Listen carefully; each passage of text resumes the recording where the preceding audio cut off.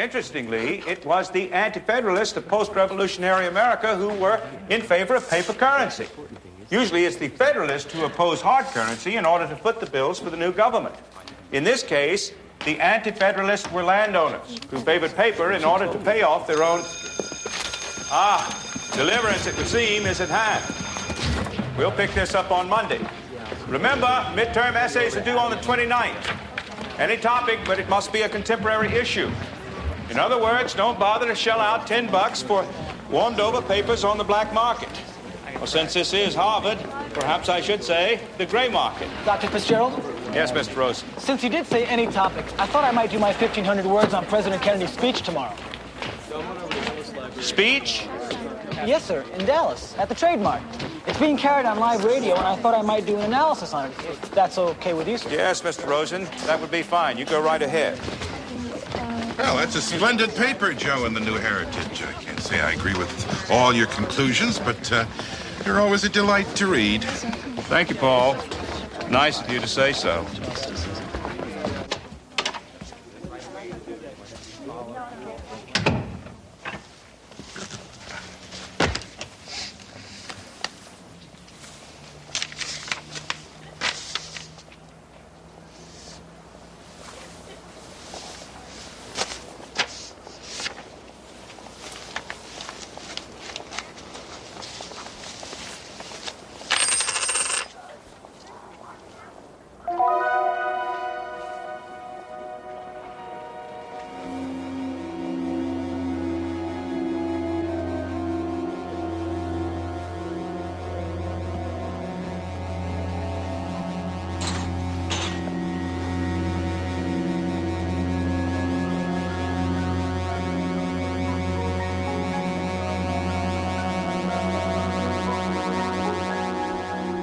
Kate, I wasn't expecting you for another month. Well, this isn't a formal status report. It's just a friendly visit. I wondered how you were doing. After all, it's been almost 2 whole hours since my last visit. Strange. You spend months, sometimes years at a time, back here in the past, separated from your family. But when you get back to them, it's only a few hours. I'll never get used to it. It's equally hard to leave the past behind. It's hard to give up a whole second life that you've created for yourself. You've made friends, probably fell in love. Not me. How can you get close to people when you can't really tell them what you think?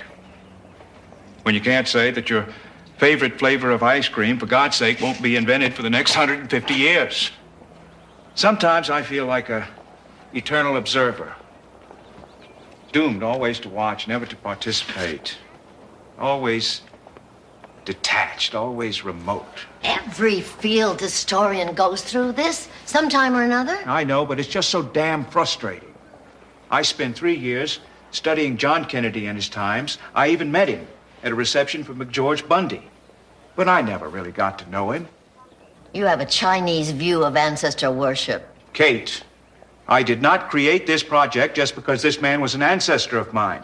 These are arguably some of the most turbulent times America ever saw. You don't have to go to Dallas tomorrow. You know that? Kate, this is my project. I got the funding. I'm the one who spent the last 3 years here. I'll see this through to the end. It's just that I never really got to know him. And now I've got to go watch him. Ken, what's that? It's family keepsake. It's a good luck charm.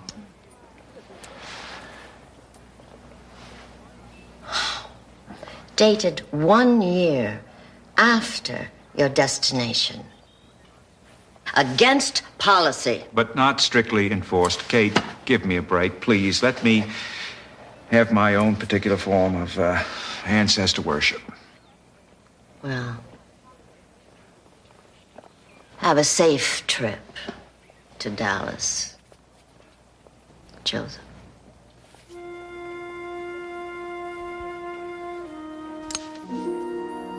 Sai Jen, Lao Pung Yao. Sai Jen. What'd you say? Well, guess I'll ask you about that in 200 years. Might as well get this over with.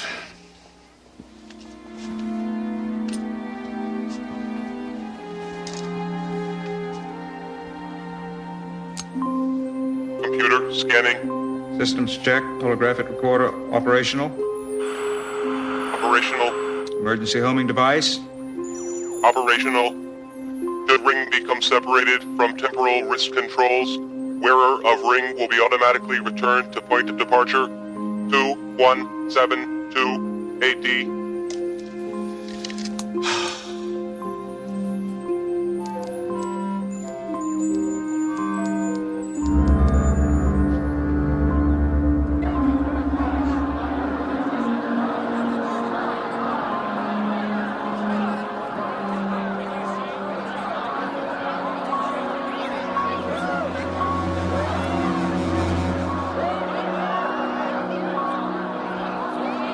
Where in the Sam Hill did you come from? Cambridge.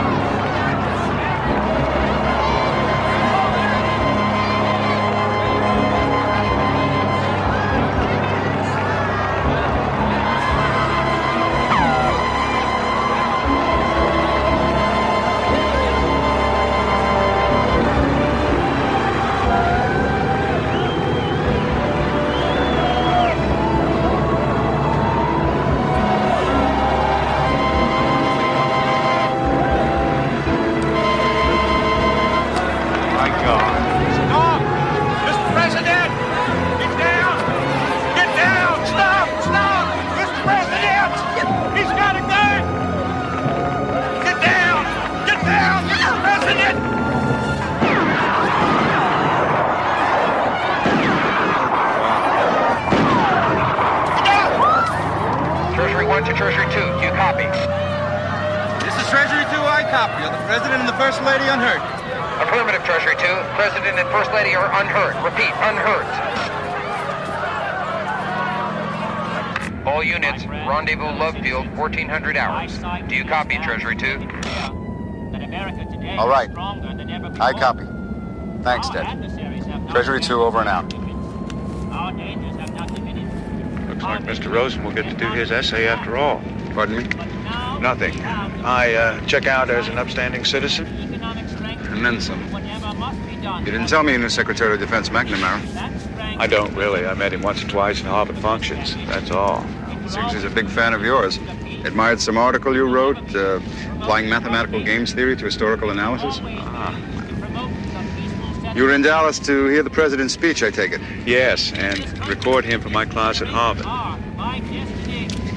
This baby must have some telephoto lens on it for you to have seen a gunman from that distance, Actually, no. All I saw was a glint of sun on metal. I guess I panicked. It's damn lucky you did. Otherwise, this country might be in mourning right now. I hope you don't mind my asking, Mr. Livingston, but exactly where are we going? You've met the president before, Professor? Only in passing. Oh, he recognized your name. Wanted to meet with you after his speech. He's cutting short his trip to Texas. Everyone's fairly rattled by the shooting. We're scheduled to rendezvous with him at Love Field in about 20 minutes.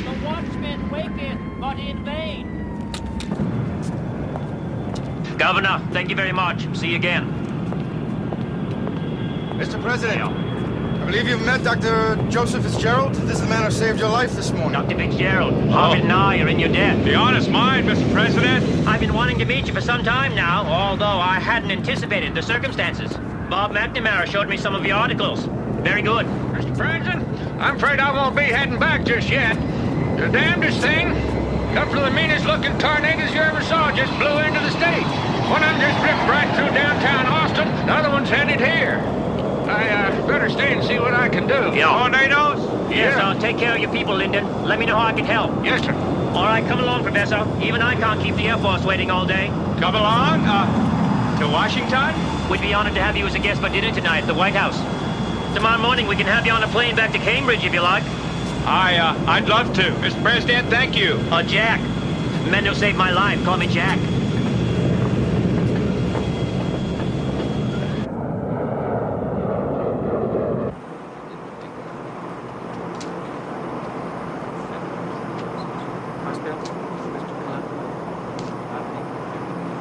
What are you thinking about? Strange feeling. Being shot at. In the war, it was different. Impersonal. They weren't shooting at you, really. Just the uniform. Maybe whoever shot at you wasn't shooting at you, but the office you represent. That may be. But nobody ever shot at Eisenhower.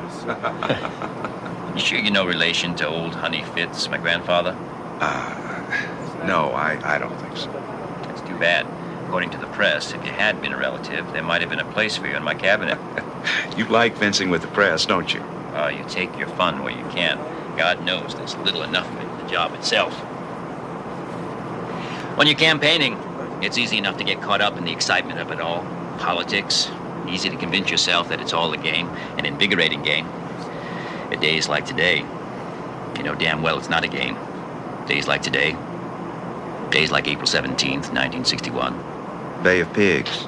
Damn stupid idea. I should never have gone along with it, never. Suddenly, I wasn't just politicking. I was responsible for men's lives. It was like having my PT boat sunk again, only this time, I couldn't do anything to save them.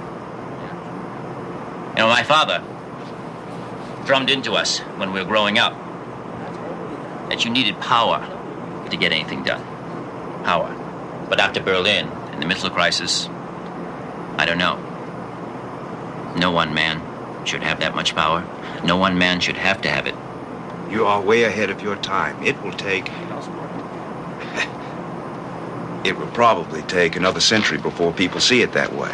If people see it 100 years from now, it will have been worth the wait. Excuse me, Mr. President. There's a radio phone call for you from Defense Secretary McNamara. Excuse me. Oh, and Dallas police called. They've captured a man named Lee Oswald. They're charging him with attempted murder. They believe he's the one who fired.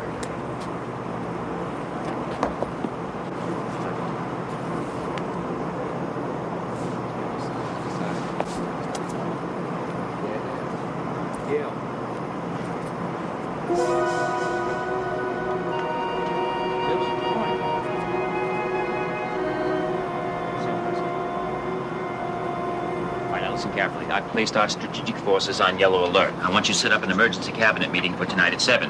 Rusk is on a plane to Japan. See if you can get him back. I want Taylor, Bundy, and Sorensen. Yeah, and Bobby. Is it anything you can tell me about? Well, it's nothing that won't be on Huntley Brinkley in about an hour and a half, unfortunately. Russian troops just captured West Berlin. Soviet premier is demanding that we pull our forces out of the rest of Germany, holding West Berlin as hostage. But, Khrushchev would never do that. Premier Khrushchev was assassinated today.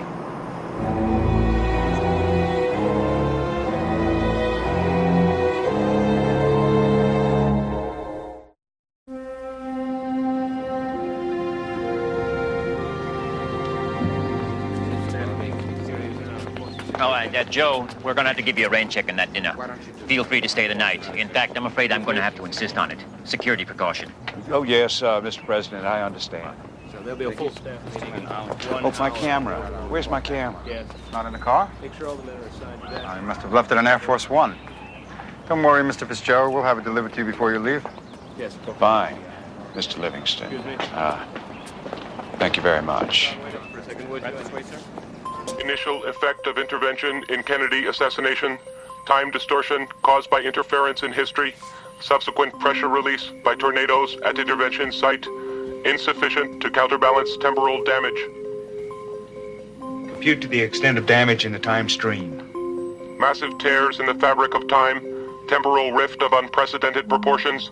Temporary stabilization achieved by Khrushchev assassination. Long-range projection. Continued temporal distortion. increasing geometrically the longer this timeline remains in existence? Give me the worst and the best case outcomes in this timeline, with assigned probabilities. Worst case scenario, nuclear exchange between the superpowers results in total annihilation of biosphere. Probability 77%. Best case scenario, surrender of Western Europe within 6 years. Military costs collapse Soviet economy. Soviets blackmail West for food, culminating in agrobacterial war.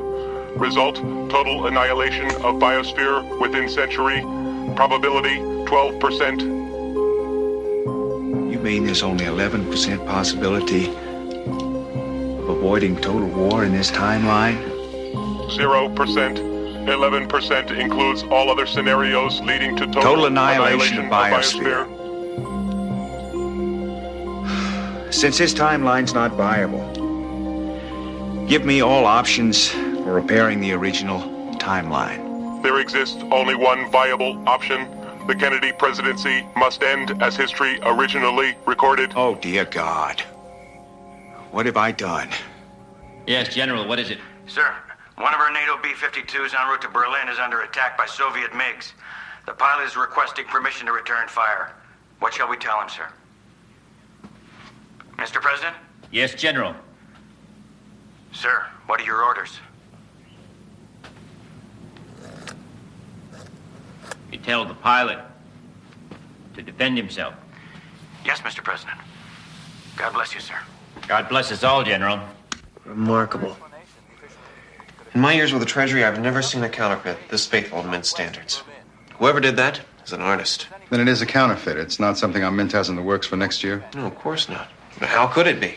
Other countries stamp reigning sovereigns on their coins, but it's against U.S. policy to mint the image of any living person. Could it be a practical joke of some sort? Or a prototype of a campaign handout? Maybe one of the president's brothers or the Republicans? I doubt it. I mean, they'd have to know that it was a felony. Oh, what about this Fitzgerald? You're sure his credentials are solid, huh? Maybe a little too pat. All of his papers are in all the right places, but I can't find anybody that knows him or knew him before he started teaching at Harvard. It's too damn convenient. He's Johnny on the spot to save the president's life. He loses a coin that shouldn't exist. He's got 3 of the president's family names. Well, he even looks like he could be a relative, for God's sakes. And with a crisis coming on that's possibly more dangerous than Cuba, the president's confiding in a stranger like he's a long-lost brother. If you ask me, this Dr. Fitzgerald could very easily be a Soviet sleeper. Ray, I find that hard to believe. Sir, I can't think of a better way to get an agent closer to the president than to set up an assassination attempt and have your man save the president's life. Hey, well, what about this coin? Now, what Russian agent carries around a patently phony and illegal coin and then loses it aboard Air Force One, for God's sake? Then there's the camera. What about it? I got one just like it for Christmas last year. With all respect, sir, I don't think you did. I've had metallurgists at Defense going over it all night long. Not only can't they take it apart, they can't even open it up. It's made of some sort of weird alloy they've never even seen before. It's harder than steel. It's impervious to X-rays. It's like nothing we have in development. Get Fitzgerald in here now. Joe, I'll be brief about this. This coin. Where'd you get it? Mr. President, you wouldn't believe me if I told you. Oh, after the events of the last 24 hours, Professor, I think I might believe almost anything. Damn it, Joe, I don't have time for mysteries. I've got a B-52 over East Germany I haven't heard from in 3 hours. And thousands of Americans at risk in West Berlin. The Russians won't answer the hotline. I may be looking at another Cuba, so cut the crap and tell me where you got the bloody coin. It's, been in my family for over 200 years. Dr. Fitzgerald, I'm afraid that answer does strain my credulity.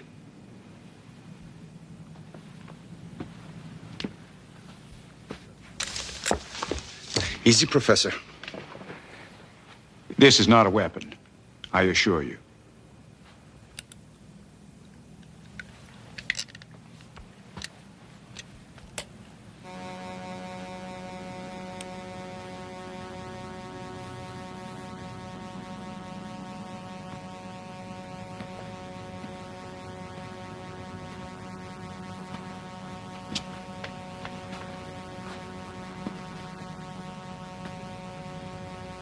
I'm a historian, Mr. President. Sent here from over 200 years in your future to record and observe the events of your era.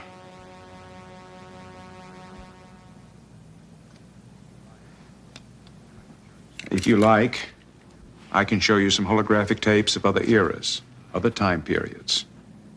I don't think that'll be necessary. Oh, God help me, I think I believe him. Mr. President, I believe Secret Service rules prohibit an agent from drinking while on duty. Permission granted to go off duty. For all of us, Ray.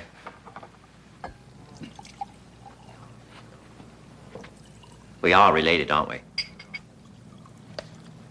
You're, one of my descendants. Yes, I am.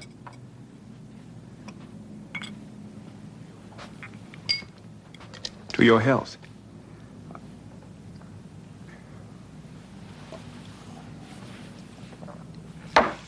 All right. You're from the future. Why did you choose this moment to make contact with me just now? To observe how I would react to this Berlin crisis? No. I didn't know about that. You didn't know? How could you not know? 1964. Oh, my God. You came to Dallas to witness an assassination, didn't you? Dear God in heaven. Khrushchev, Soviet invasion, none of this was supposed to happen, was it? The fabric of time has been bent, distorted beyond its normal shape. And this Berlin crisis would be the end of the world, wouldn't it? Is there any way to undo the damage? Yes. I have to go back, don't I? Mr. President, you can't. Joe, you'll do this for me. We Kennedys always solve our problems within the family. Joe, if the family goes on. Oh, yes. And more than that. In my future, we have seen the realization of your greatest dreams. We have eliminated tyranny, war, poverty, and we've moved out among the stars. Due in large part to that first step you made back in 1961. Thank you for telling me that, Joe. I see no point in putting this off. If there's anyone you'd like to say goodbye to. I wouldn't be able to leave them if I did. And they wouldn't remember anyway, would they? Hey, what do you want me to do?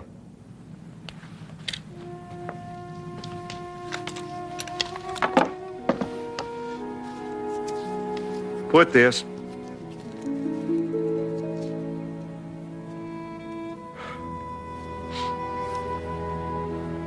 Put this on. Mr. President, let me. Ray, it's my boat.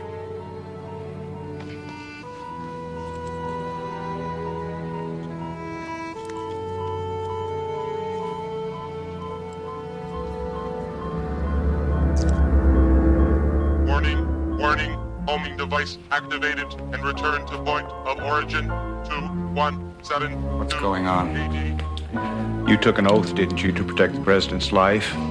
Well, you and I still have work to do. We're going back. But before that, I need to make a few changes.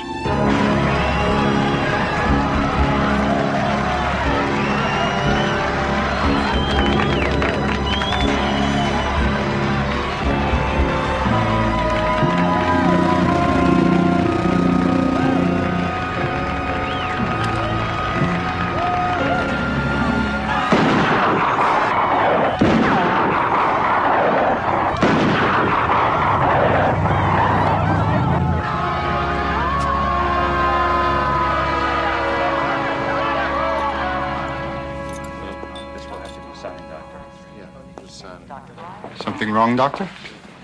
Wrong? No, nothing wrong at all. This release of the body. Dr. Fitzgerald wasn't the only one with a second life in the past.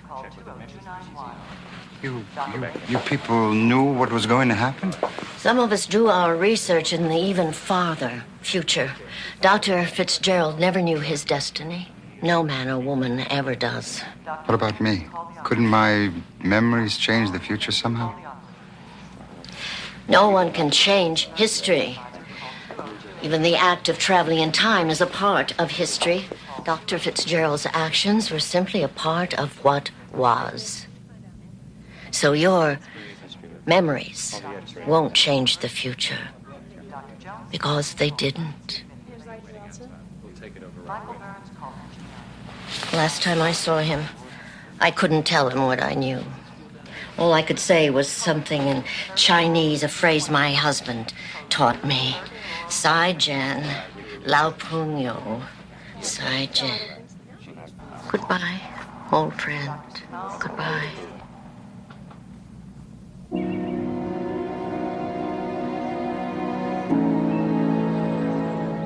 History records many facts, some of them right, some of them wrong. But let the record show that in any age, good or bad, there are men of high ideals, men of courage, men who do more than that for which they are called upon.